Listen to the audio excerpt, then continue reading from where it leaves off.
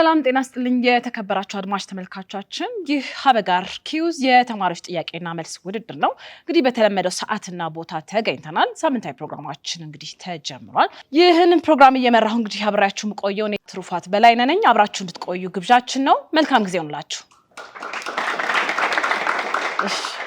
ክቡራና ክቡራት እንግዲህ ወደ ቀጥታ ወደ ጥያቄና መልስ ውድድራችን ከመግባታችን በፊት በግራና በቀኝ ተወዳዳሪዎቻችን ይገኛሉ። ራሳቸውን ያስተዋውቁና ወደ ፕሮግራማችን የምንገባ ነው የሚሆነው። ፕሮግራማችን ምን ጀምር ነው የሚሆነው። ከኔ በስተ ግራ በኩል ያላችሁት እድሉን ሰጣችኋለሁ። ራሳችሁን ለአድማጭ ተመልካቾች አስተዋውቁልን። እሺ፣ እኔ ልዕልት ካላዩ እባላለሁ። የአዲስ አበባ ዩኒቨርሲቲ የ3ኛ ዓመት የህግ ተማሪ ነኝ። እሺ፣ ስሜ ረመዳን ነገው ይባላለሁ። በኮቶቤ ዩኒቨርሲቲ ሴኮንድ ይር ታሪክ ተማሪ ነው። ከኔ በስተቀኝ በኩል ያላችሁት ራሳችሁን ለአድማጭ ተመልካቾች ግለጹልን። እሺ፣ ስሜ ፌቨን ፍቃዱ ይባላል። 2ኛ ዓመት የህግ ተማሪ በአዲስ አበባ ዩኒቨርሲቲ። እሺ፣ ስሜ ሊቃለብተ ይባላለሁ። የ3ኛ ዓመት የአዲስ አበባ ዩኒቨርሲቲ 3ኛ ዓመት ማኔጅመንት ተማሪ። እናመሰግናለን። ባካችሁ ሞራል ስጣቸው። መልካም እድል ይሁንላችሁ። እንግዲህ ይህንን ፕሮግራም የግንዛቤ ማስጨበጫ ፕሮግራም አዘጋጅቶ ወደ እናንተ የሚያቀርብላችሁ ፕሮጀስት ሪሰርች ኤንድ ትሬኒንግ ሴንተር ከአብርሆት ቤተ መጻሕፍት ወይም ላይብራሪ ጋር በጋራ በመሆን ነው። ይህ ፕሮግራም እንግዲህ ተዘጋጅቶ ወደ እናንተ ወደ ተከበራችሁ አድማጭ ተመልካቾቻችን የሚደርሰው ዘወትር ቅዳሜ ከረፋዱ 11 ሰዓት እስከ 12 ሰዓት በኢትዮጵያ ብሮድካስቲንግ ኮርፖሬሽን በኢትዮጵያ ቴሌቪዥን ነው የሚሆነው ማለት ነው። እናመሰግናለን። አብረን እንድንቆይ ግብዣችን ነው። ቀጥታ ወደ ጥያቄና መልስ ውድድራችን ከመሄዳችን በፊት እንግዲህ በዚህ በጥያቄና መልስ ውድድር ላይ ለሁለታችሁም ያው 4 ዙሮች ናቸው ያሉት። በዚህ የመጀመሪያ ዙር ጥያቄና ውድድር ፕሮግራማችን ላይ 6 ጥያቄዎች ነው ለሁለታችሁ የሚቀርብላችሁ። በድምሩ 12 ጥያቄዎች ይቀርባሉ። እያንዳንዱ ጥያቄ እንግዲህ 10 ነጥብ የሚያስገኝ ይሆናል። እንዲሁም የ400 ብር ሽልማትን የሚያስገኝ ይሆናል። ይህንን መልስ እንግዲህ በ30 ሰከንድ ውስጥ መመለስ ይጠበቅባቸዋል ማለት ነው። ሌላው ቀድሞ ለመመለስ እድሉን አግኝቶ የተሳሳተ ወገን ካለ ለሌላው እድል መስጠት ይቻላል። ሌላኛው ወገን እንግዲህ እድሉን ሲወስድ በ15 ሰከንድ ውስጥ የመመለስ ግዴታ አለበት። እንዲሁም 5 ነጥብ ነው የሚያስገኘው። 10 ነጥብ ነበረ ቀድሞ የወሰደው ሰው ከሆነ፣ ሁለተኛ ላይ ከወሰዳችሁ ግን 5 ነጥብ እና የ200 ብር ሽልማት የሚያስገኝ ይሆናል። ሌላው እንግዲህ ብትሳሳቱ የሚቀነስባችሁ ነጥብ አይኖርም። ነጥባችሁ እንደተጠበቀ ነው የሚሆነው። ማንኛውንም ጥያቄ ቀድሞ መመለስ ወይም ደግሞ እኔ አንብቤ ሳልጨርስ ያው ሳያልቅ መመለስ አይቻልም። ይሄንን ይመስላል። ወደ ጥያቄዎቻችን የምንሄድ ነው የሚሆነው። ዝግጁ ናችሁ ሁለታችሁም? እነ ልዕልት እና ረመዳን እንግዲህ ቡድን 1 ብያለሁኝ። እነ ይልቃልና ፌቨን ቡድን 2 ናችሁ። ጥያቄውን የምንጀምረው ከቡድን 1 ነው። እነ ልዕልት የመጀመሪያው ዙር ጥያቄ ቁጥር 1 የስልጣን ባለቤት ህዝብ የሆነበት ህዝብ ስልጣኑን በቀጥታ ወይም በተመረጡ ወኪሎች አማካኝነት የሚጠቀምበት ስርዓት ምን ተብሎ ይጠራል? ዲሞክራሲ ብለዋል። በትክክል ተመልሰዋል። ባካችሁ ሞራል ስጣቸው። ጥያቄ ቁጥር 2 እነ ይልቃልና ፌቨን ዝግጁ ናችሁ? ማንም ሰው ከህግ በላይ አይደለም የሚለው አባባል የትኛውን የዲሞክራሲ መርህ ይወክላል?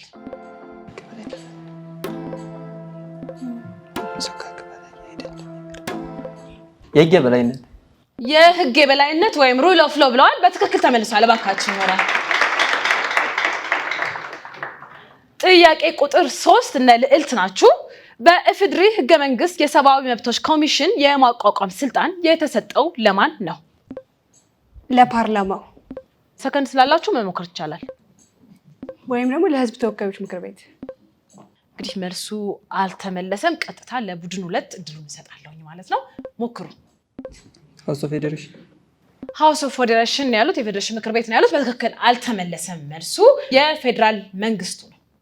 ጥያቄ ቁጥር 4 ነው የምናልፈው ወደ ይልቃልና ፌቨን። የኢትዮጵያ ሰብአዊ መብቶች ኮሚሽን ተጠሪነት ለማን ነው? ለህዝብ ተወካዮች ምክር ቤት። ለህዝብ ተወካዮች ምክር ቤት ብለዋል። በትክክል መልሰውታል። እባካችሁ ሞራል። ጥያቄ ቁጥር 5 እነ ልዕልትና ረመዳን በመንግስት አስፈጻሚ አካላት ወይም በግል ድርጅቶች ውስጥ የሚፈጸሙ አስተዳደራዊ በደሎችን ለመመርመርና ለመቆጣጠር ስልጣን የተሰጠው መንግስታዊ መስሪያ ቤት ምን ተብሎ ይጠራል? ጸረ ሙስና ኮሚሽን። ሰዓት ስላላችሁ መሞከር ይቻላል። እንባ ጠባቂ የህዝብ እንባ ጠባቂ ብለዋል። በትክክል ተመልሷል። ሞክረው እንግዲህ አግኝተውታል። ጥያቄ ቁጥር 6 እነ ይልቃልና ፌቨን የኢትዮጵያ ሰብአዊ መብት ኮሚሽን ሁለት ዋና ተልእኮ ምን እና ምን ናቸው? ሁለት ዋና ተልእኮዎች። የህዝቦችን መብት ማስጠበቅ። እሺ የህዝቦችን መብት ማስጠበቅ ብላችኋል። መጠበቅ በሚለው ግማሽ ነጥብ እንግዲህ ዳኞቻችን ሰጥቷቸዋል። ግማሽ ነጥብ አግኝታችኋል። አጨብጭቡላችሁ። በኢትዮጵያ የሰብአዊ መብቶች መከበርና የመጠበቅን ማረጋገጥ መብቶች መጠበቃቸውና መከበራቸው ማረጋገጥ ነው ሁለት ተግባራቸው ተብለው ልንጠቅሳቸው የምንችላቸው።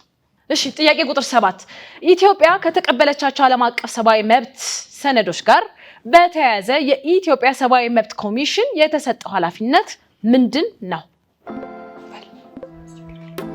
ተፈጻሚነታቸውን ማረጋገጥ።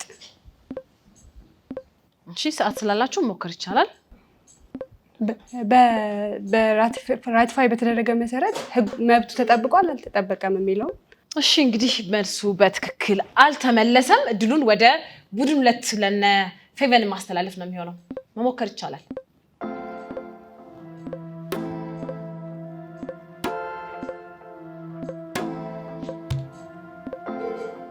እሺ እንግዲህ ሰዓታችሁ አልቋል። የእናንተም ጥያቄው አልተመለሰም። የሰብአዊ መብት ሰነዶችን በሀገር ውስጥ ቋንቋዎች መተርጎምና ማሰራጨት ነው መልሱ።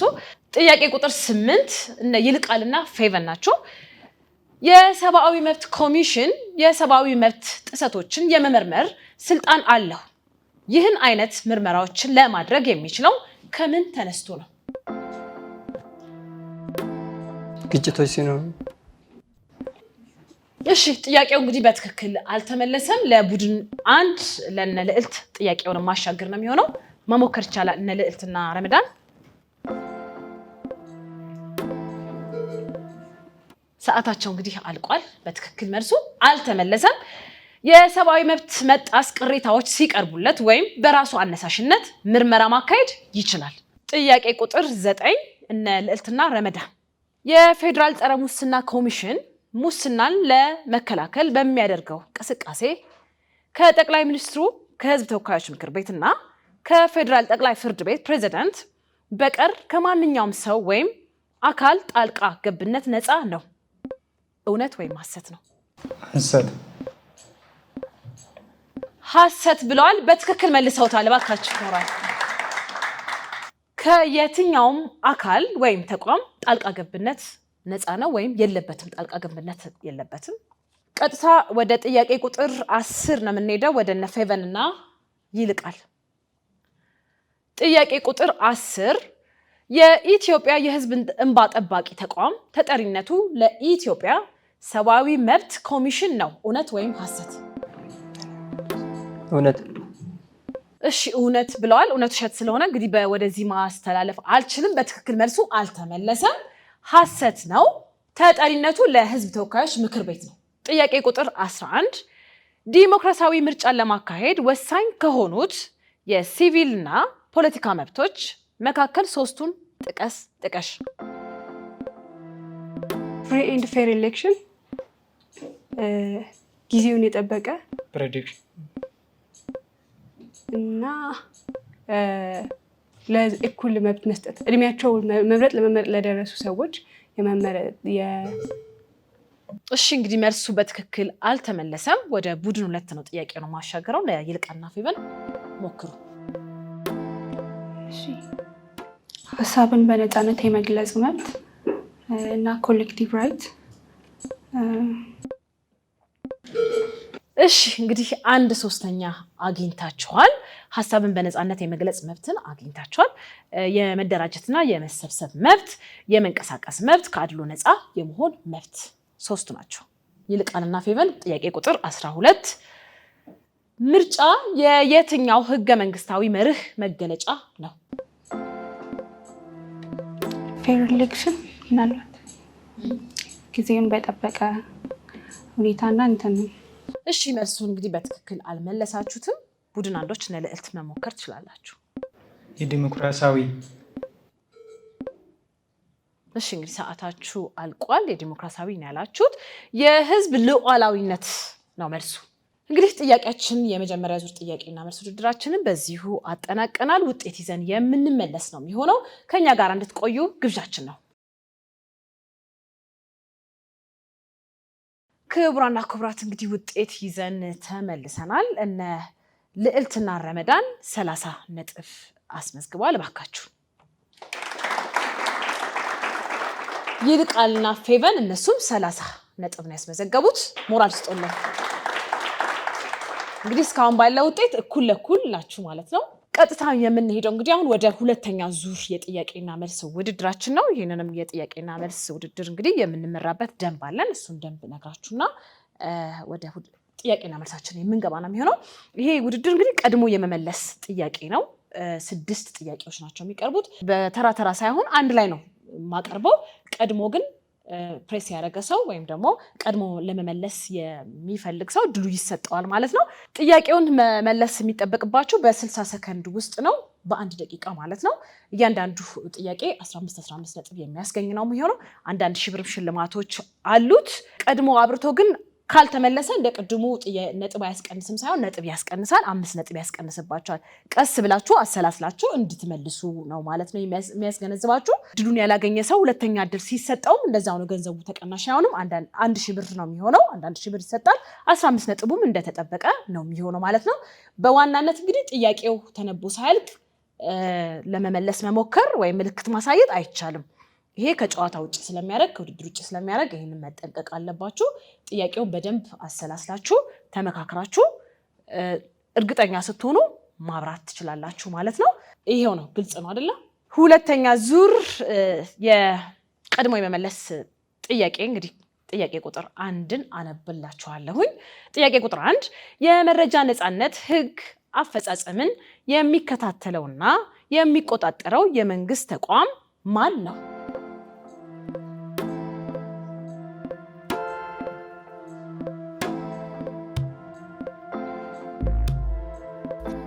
ቡድን አንዶች እንግዲህ አብርተዋል። የመገናኛ ብዙሃን ባለስልጣን። የመገናኛ ብዙሃን ባለስልጣን ነው ያሉት። በትክክል አልተመለሰም። የኢትዮጵያ የህዝብ እንባ ጠባቂ ተቋም ነው። እሺ ቀጥታ የምንሄደው ወደ ጥያቄ ቁጥር 2 ነው። የኢትዮጵያን የፌደራል ስርዓት አወቃቀር ልዩ ገጽታ የሚያሰጠው በዳሽ ላይ የተመሰረተ መሆኑ ነው። ቡድን ሁለቶች ቀድሞ እንግዲህ ኮምፒውተራቸውን ነክተዋል። እሺ በቋንቋና በብሔር የተመሰረተ ነው። በቋንቋና በብሔር የተመሰረተ መሆኑ ብለዋል። በትክክል ተመልሷል። ባካችሁ ሞራል ስጧቸው። ጥያቄ ቁጥር 3 የኢትዮጵያ ሰብአዊ መብት ኮሚሽን በህግ ከተሰጡት ስልጣኖች ውስጥ አንዱ በምርጫ ወቅት የሰብአዊ መብቶችን አጠባበቅን ክትትል ማድረግ ነው። እውነት ወይም ሐሰት? ቡድን 1 ቀድመው እንግዲህ ተጭኗል ኮምፒውተራቸውን። እሺ እውነት ብለዋል። በትክክል ተመልሷል። እባካችሁ ሞራል ስጧቸው። ኮሚሽኑን ያቋቋመው አዋጅ ቁጥር 210/2000 አንቀጽ 6 በህገ መንግስቱ የተደነገጉት ሰብአዊ መብቶች በማንኛውም ዜጋ፣ በመንግስት አካላት፣ በፖለቲካ ድርጅቶች፣ በሌሎች ማህበራት እንዲሁም በባለስልጣኖቻቸው መከበራቸውን የማረጋገጥ ስልጣን ተሰጥቶታል። ጥያቄ ቁጥር 4 አነባለሁ። በውክልና ዲሞክራሲ ውስጥ በህግ አውጪው አስፈጻሚውና ተርጓሚው መካከል ተጠያቂነት ለሚረጋገጥበት የምንጠቀምበት መንገድ የጎንዮሽ ተጠያቂነት ወይም ሆሪዞንታል አካውንታቢሊቲ ተብሎ ይጠራል። የጎንዮሽ ተጠያቂነት የየትኛው የዲሞክራሲያዊ መርህ መገለጫ ነው? ቡድን ሁለቶች አብርታችኋል። ቼክ ኤንድ ባላንስ። ቼክ ኤንድ ባላንስ ያው በእንግሊዘኛው ነው የገለጹት። በተቋማቱ መካከል የሚኖረው ክትትልና ምጥጥል ነው በአማርኛው። በትክክል ተመልሷል። ሞራል ስጧቸው። እሺ ጥያቄ ቁጥር 5 በህገ መንግስቱ አንቀጽ 101 መሰረት ዋናው ኦዲተር በጠቅላይ ሚኒስትሩ አቅራቢነት በህዝብ ተወካዮች ምክር ቤት ይሾማል። የዋና ኦዲተር የስራ ድርሻ ምንድን ነው? ቡድን አንዶች እንግዲህ አብርተዋል። የመንግስት መስሪያ ቤቶች ወጪና ገቢ መመርመር ወይም በጀታቸውን በአግባብ መጠቀም አለመጠቀማቸውን የሚመረምር ተቋም ነው። መልሱ በትክክል ተመልሷል። ሞራል ያስፈልጋቸዋል። የሚኒስቴርና ሌሎች የመንግስት መስሪያ ቤቶችን ከተወካዮች ምክር ቤት የተመደበላቸውን በጀት በአግባቡ መጠቀማቸው መመርመርና ለምክር ቤት ሪፖርት ማቅረብ ነው። በትክክል መልሰውታል። ጥያቄ ቁጥር 6 መረጃ የማግኘት መብት 3 መሰረታዊ መገለጫዎች አሉት። ሁለቱን ጥቀስ ጥቀሽ። እነ ፌቨን አብርታችኋል። ትክክለኛ መረጃ የማግኘት እሺ፣ በሰዓቱና በጊዜው መረጃዎችን ማግኘት። እሺ፣ ሰዓታችሁ አልቋል። እንግዲህ ግማሽ ነጥብ አግኝታችኋል። መረጃ የመጠቀም መብት የመቀበልና ማከፋፈል ወይም የማሰራጨት መብቶች ናቸው። አንዱን መልሰዋል። ባካችሁ ሞራል ያስፈልጋቸዋል። እሺ እንግዲህ የዚህ ዙር ውድድራችን 6 ጥያቄዎች ነበሩ። በዚህ ተጠናቋል። እንግዲህ ውጤት ይዘን ደግሞ የምንመለስ ነው የሚሆነው። እስከዛው ድረስ አብራችሁ እንድትቆዩ ግብዣችን ነው። ክቡራንና ክቡራት እንግዲህ ካፍታ ቆይታ በኋላ ተመልሰን ተገናኝተናል። ውጤታቸውን እንግዲህ ይዘን ቀርበናል። እነ ልዕልትና ረመዳን 30 ነጥብ አስመዝግበዋል። ባካችሁ ሞራል ስጣቸው። እነ ይልቃልና ፌቨን 40 ነጥብ አስመዝግበዋል። እንግዲህ በዚህ ዙር አሸናፊዎች ናቸው። ባካችሁ ሞራል። ወደ ቀጣይ ዙር ነው የምንሄደው። ይህ ዙር እንግዲህ 3ኛው ውድድር ነው የሚሆነው። የተለያዩ ምድቦች አሉት። 6 ምድቦች ናቸው ያሉት። ስነ ዜጋ አለ፣ ሰብአዊ መብቶች አሉ፣ ምርጫና መራጮች፣ ስነ ጽሁፍ፣ ታሪክና ሉላዊ ወይም ግሎባል 6 ምድብ አለው። ከ6ቱ እንግዲህ አንዳንድ ጥያቄ ነው የምትጠየቁት። ከአንድ ምድብ አንድ ጥያቄ ብቻ ነው መምረጥ የምትችሉት። አንድ ምድብ አንዴ ብቻ ነው መምረጥ የምትችሉት ማለት ነው። አንድ ጥያቄ 60 ሰከንድ ነው የሚሰጥ። አንድ ጥያቄ ለመመለስ በ60 ሰከንድ ውስጥ መመለስ ይጠበቅባቸዋል። ተራ ቁጥሩ ያው አንድ ጥያቄ አንዴ ብቻ ነው መመለስ የሚቻለው፣ 2 ጊዜ መሞከር አይቻልም ማለት ነው። እያንዳንዱ እንግዲህ 10 ነጥቦች ይኖራቸዋል። እንዲሁም ደግሞ የ400 ብር ሽልማቶች ይኖራሉ።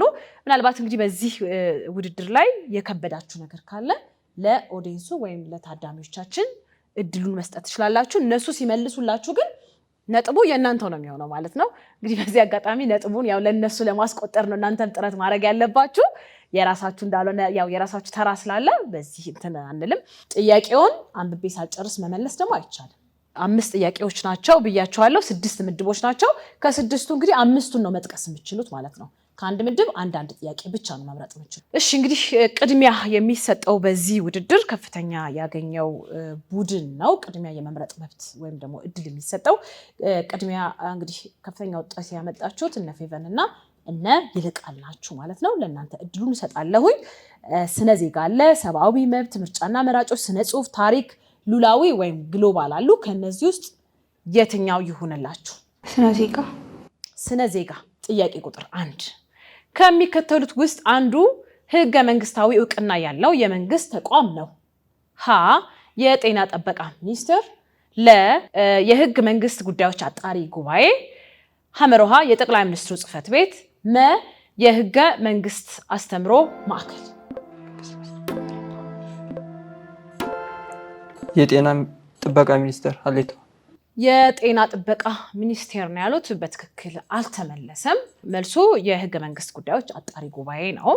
ምረጡ። የትኛው ይሆንላችሁ? ስነ ዜጋ መርጣችኋል። ሰብአዊ መብት አለ፣ ምርጫና መራጮች፣ ስነ ጽሁፍ፣ ታሪክ፣ ሉላዊ ወይም ግሎባል አላችሁ። ምርጫና መራጮች። ጥያቄ ቁጥር 1 በአንድ ሀገር ውስጥ ዲሞክራሲያዊ ስርዓት እንዲጠናከር ከሚያደርጉ ሂደቶች ውስጥ ወሳኝ የሆነው የቱ ነው? ሀ ምርጫ ማካሄድ፣ ለ በውሳኔ አሰጣጥ ሂደት ውስጥ የህዝብ ተሳትፎ መኖር፣ ሐመሮሃ በመረጃ ላይ የተመሰረተ የህዝብ ሀሳብና አመለካከቶች እንዲንሸራሸሩ ማስቻል፣ መ ሁሉም መልስ ናቸው። ሁሉም መልስ ናቸው ብሏል። በትክክል ተመልሷል። እባካችሁ ሞራል። እሺ ሰብአዊ መብት፣ ስነ ጽሁፍ፣ ታሪክ፣ ሉላዊ ያላችሁ የትኛው ይሆንላችሁ?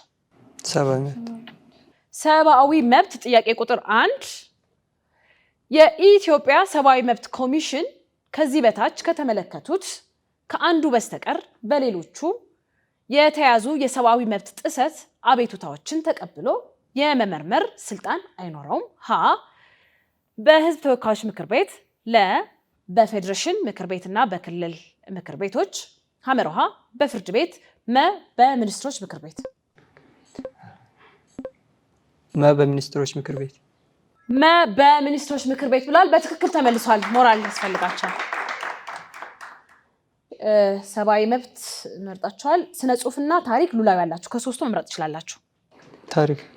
ታሪክ ጥያቄ ቁጥር 1 በዳግማዊ አጼ ምኒልክ ዘመነ መንግስት ኢትዮጵያ ከጅቡቲ አዲስ አበባ የተዘረጋውን የባቡር መስመር ፕሮጀክት እንድትጀምር ኢትዮጵያ ወክሎ ከፈረንሳይ ኩባንያ ጋር ድርድር ያደረገው የስዊዝ ተወላጅ ዳሽ ይባላል።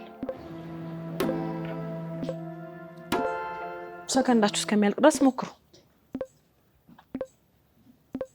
መልሱ አልፍሬድ ኢልግ ነው የሚባለው። እሺ አልተመለሰም ማለት ነው። ስነ ጽሁፍና ሉላዊ ምረጡ ከሁለቱ። ሉላዊ እሺ፣ ወይም ግሎባል። እሺ ጥያቄ ቁጥር 1 ሸረሪት ስንት እግር አላት? ወይም ስንት እግር አለው? ለኦዲየንስ መስጠት ትችላላችሁ የከበዳችሁ። እሺ ለኦዲየንስ ብለዋል፣ እሱ ይመልስልን ብለዋል። ስሜ ዩኤል ሰለሞን ይባላል። የመጣሁት ከሳይንስ ሼርድ ካምፓስ ትምህርት ቤት ነው። ለጥያቄው ትክክለኛ ምላሽ የሚሆነው 8 እግር። 8 እግር በማለት መልሷል። በትክክል ተመልሷል። ስለዚህ እንግዲህ ነጥብ አስገኝቶላችኋል ማለት ነው። አንድ እድል ነው የሚሰጠው ለኦዲየንስ መስጠት፣ እሷን እድል ተጠቅማችሁበታል። በእናንተ በኩል ጨርሰናል። ወደ ቡድን 1 ነው የምንሄደው። ስነ ዜጋ፣ ሰብአዊ መብት፣ ምርጫና መራጮች፣ ስነ ጽሁፍ፣ ታሪክ፣ ሉላዊ ወይም ግሎባል።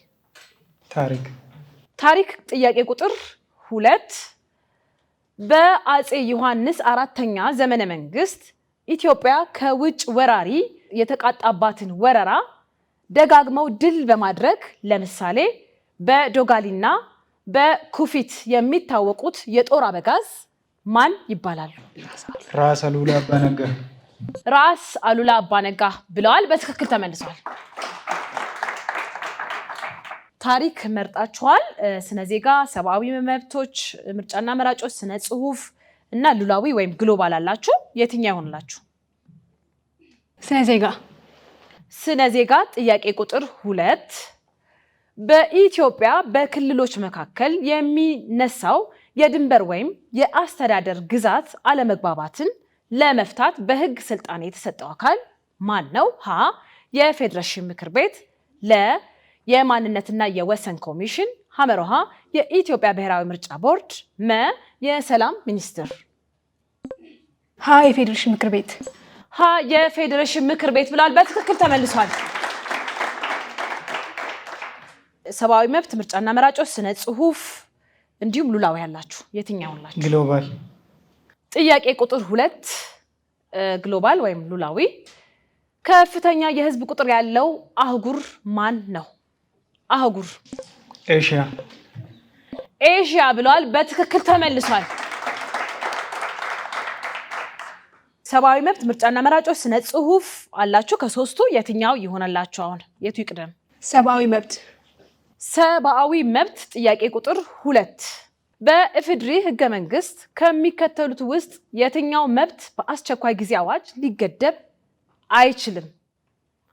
ሀ የንብረት መብት፣ ለ የእኩልነት መብት፣ ሐመሮሃ የእምነት ወይም የሃይማኖት ነፃነት፣ መ በነፃነት የመንቀሳቀስ መብት። የእምነት መብት።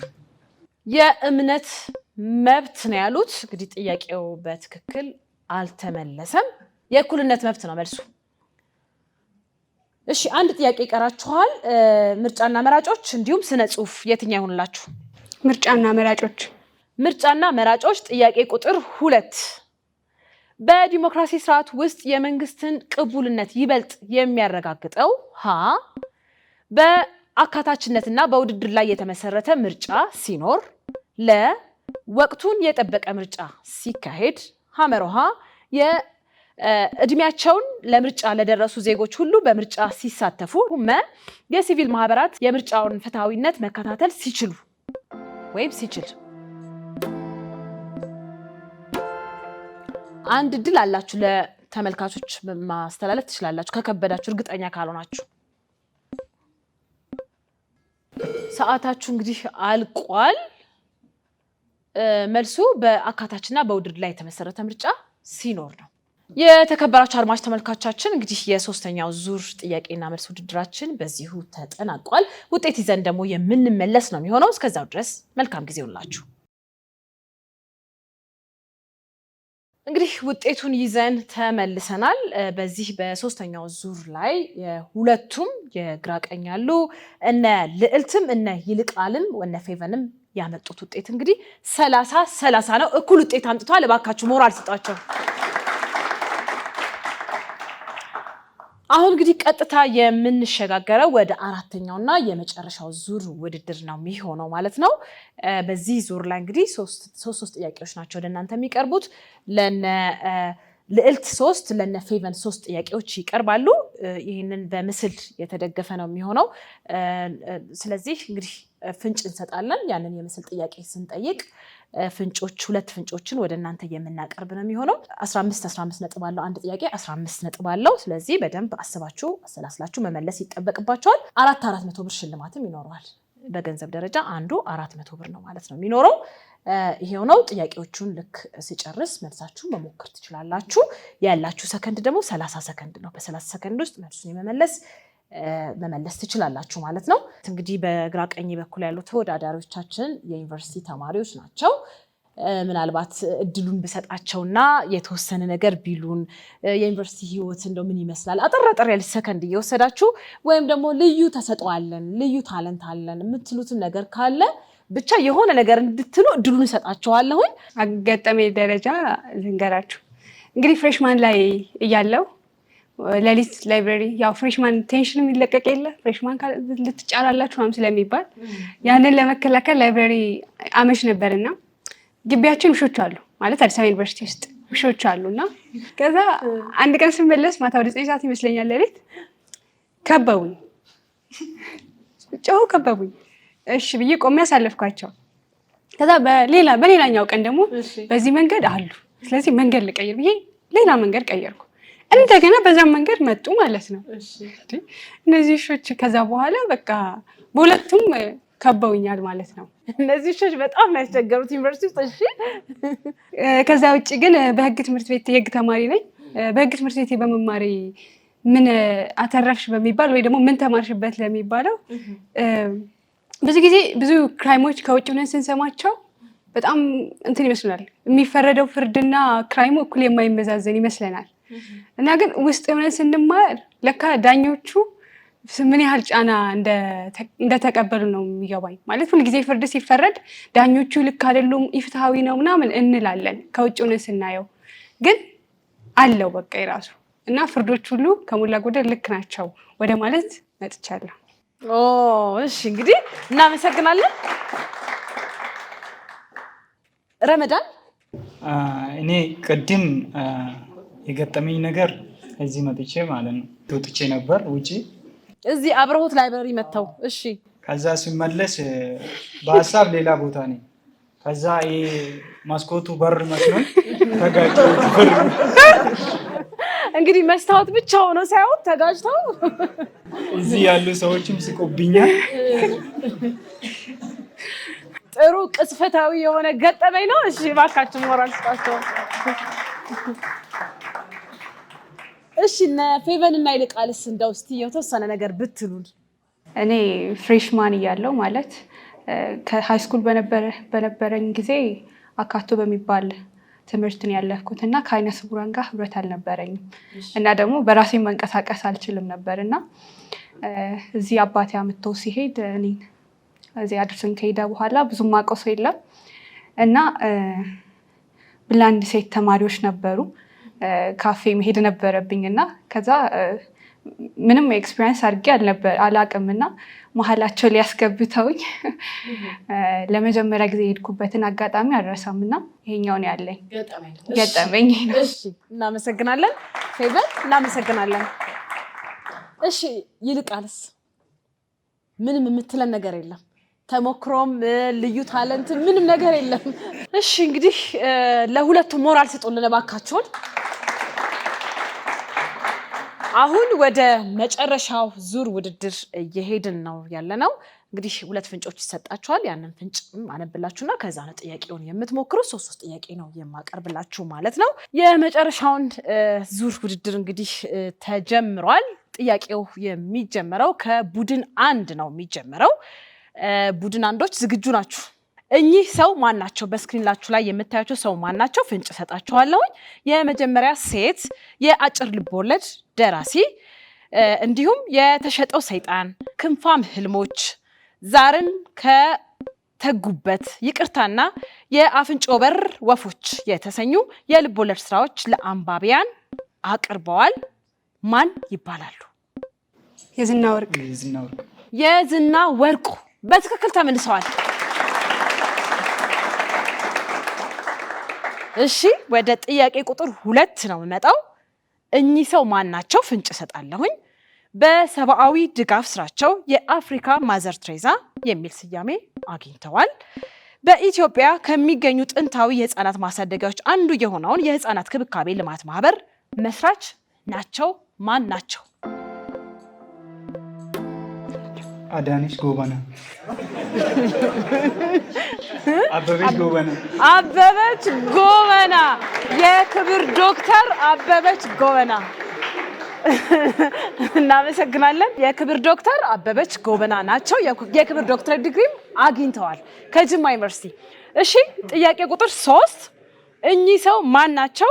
ፍንጭ ሰጣለሁኝ። በ1952 ዓ.ም በተደረገ መንፈቅለ መንግስት ከራስ አበበ አረጋይ ግድያ በኋላ ለ3 ቀናት ተጠባባቂ ጠቅላይ ሚኒስትር ሆነው አገልግለዋል።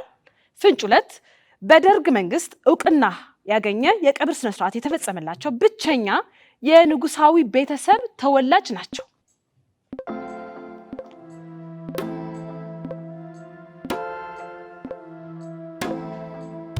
እሺ ሰዓታችሁ አልቋል። ምናልባት መሞከር ይቻላል። እነ ፌቨን መሞከር ትችላላችሁ። ራስ እምሩ ሙሉ ስሙን ጥሩልኝ። ኃይለ ስላሴ በትክክል ተመልሷል። እንግዲህ የሚያስገኘው ነጥብ የለም። እናመሰግናለን። በደንብ አጨብጭቡላቸው ባካችሁ። ቀጥታ የምናልፈው እንግዲህ ወደ ቡድን 2ቶች ነው። እነ ፌቨን ዝግጁ ናችሁ? እኚህ ሰው ማን ናቸው? ፍንጭ ሰጣለሁኝ። እንደ አውሮፓውያን አቆጣጠር 1930 የጅማ መንግስት የመሰረቱ የመጀመሪያው ንጉስ ነበሩ። ፍንጭ 2 የእስልምና እምነትን የተቀበሉ የመጀመሪያው የጅማ ንጉስ ሲሆኑ ለ25 ዓመታት የጅማ መንግስት አስተዳድረዋል። የጅማን መንግስት አስተዳድረዋል ለ25 ዓመታት። ንጉስ አባ ጅፋር ብለዋል። በትክክል ተመልሷል። እኚህ ሰው ማን ናቸው? ፍንጭ ሰጣለሁኝ። እንደ አውሮፓውያን አቆጣጠር 2005 የዓለም ጤና ድርጅት የእናቶች አዲስ የተወለዱና የህፃናት ጤና በጎ ፍቃድ አምባሳደር አድርጎ ሾሟቸዋል። ፍንጭ 2 በትውልድ ኢትዮጵያዊ የሆኑ እውቅ ሞዴል፣ የልብስ ዲዛይነር እና ተዋናይም ናቸው።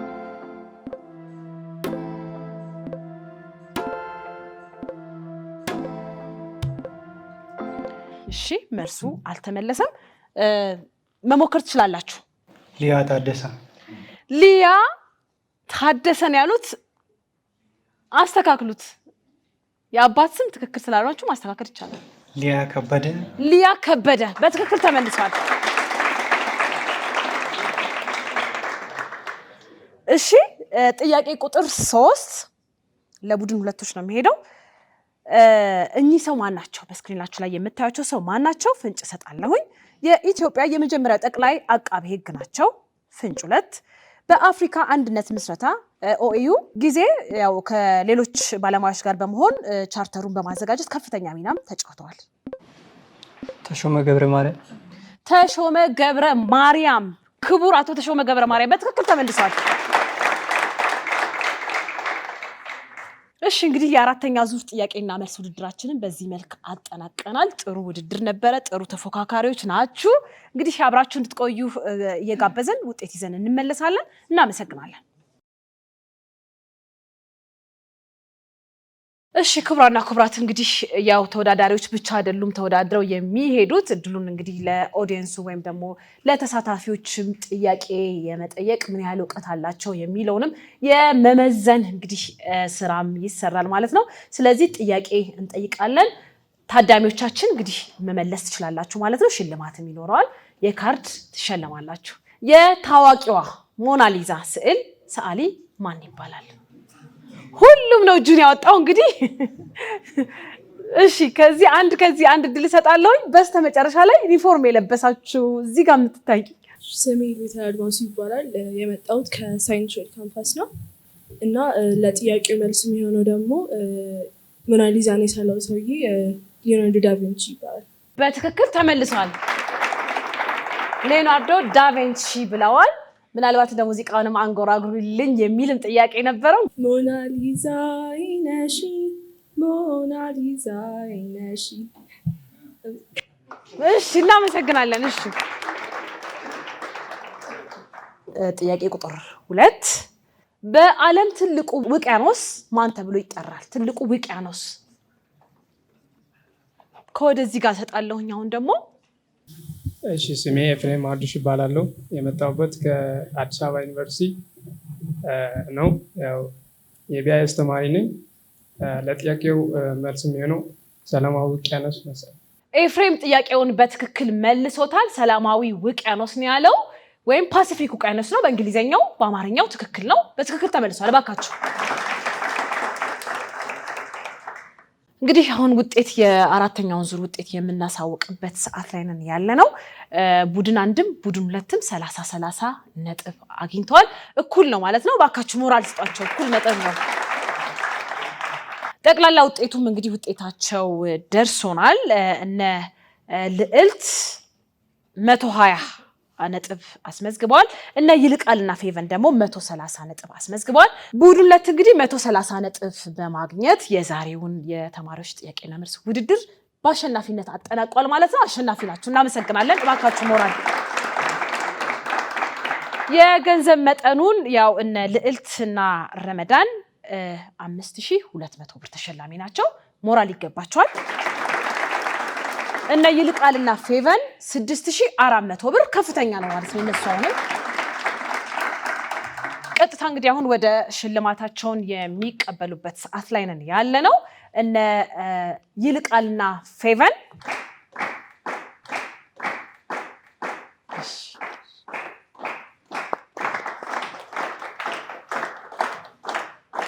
ልዕልትና ረመዳን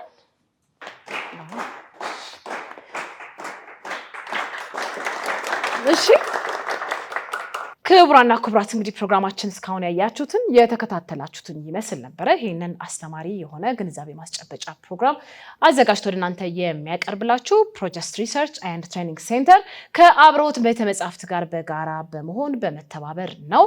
ዘወትር ቅዳሜ ከረፋዱ 11 ሰዓት እስከ 12 ሰዓት እንግዲህ በኢትዮጵያ ቴሌቪዥን የሚተላለፍ ነው የሚሆነው። አብራችሁን ስለቆያችሁ እጅግ አድርገን እናመሰግናለን። የዛሬው በዚህ ተጠናቋል። ቀጣይ በአዲስ ተወዳዳሪዎች ከተለያዩ ጥያቄዎች ጋር እንግዲህ ወደ እናንተ የምንመለስ ነው የሚሆነው። እስከዛው ቸር ሰንብቱልን።